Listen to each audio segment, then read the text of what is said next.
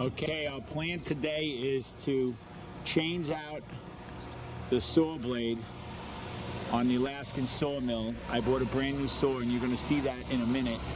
So this motor wasn't big enough to cut the size logs I wanted to cut. We are going to be making these monster stumps for display tables and a pergola. And we're going to finish slicing this log right here. Now I'm about to show you a saw that is going to blow your mind.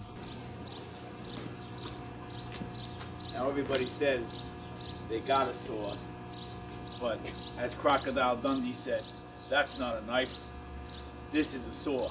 This is a real saw. It's got a 60-inch blade and a 9-horsepower motor. This is what we're going to use to cut the log after I change out the bar.